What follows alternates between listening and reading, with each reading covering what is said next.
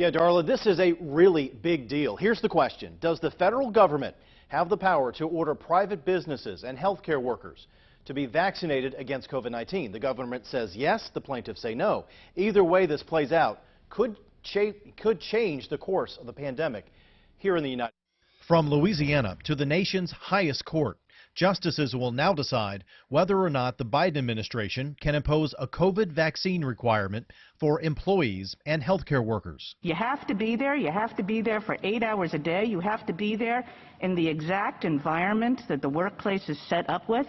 And you have to be there with a bunch of people you don't know and who might be completely irresponsible. Where else do people have a greater risk than at the workplace? That the problem here is its scope and that there's no differentiation between the risk faced by unvaccinated 22-year-olds and unvaccinated 60-year-olds or industries. Back in November, the Fifth Circuit Court of Appeals in New Orleans blocked the vaccine mandate for businesses with 100 employees or more. Attorney General Jeff Landry and a grocery store chain owner, Brandon Trosclair, filed the suit against it. I am a grocery guy. I'm not the vaccine police.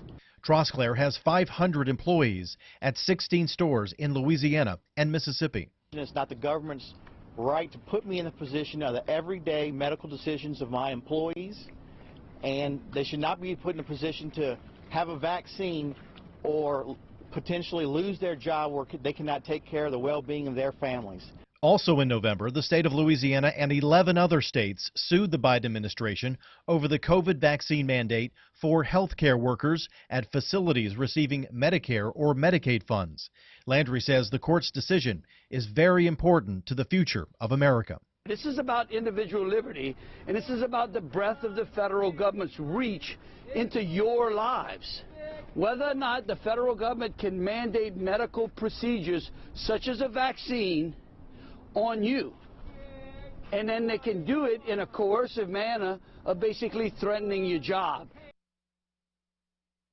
Here's another Louisiana connection. This will be one of the biggest case decisions so far for Associate Justice Amy Coney Barrett, who is a native of New Orleans and was nominated by former President Trump and confirmed to sit on the High Court in 2020. Mark Rigsby, KLFY News 10.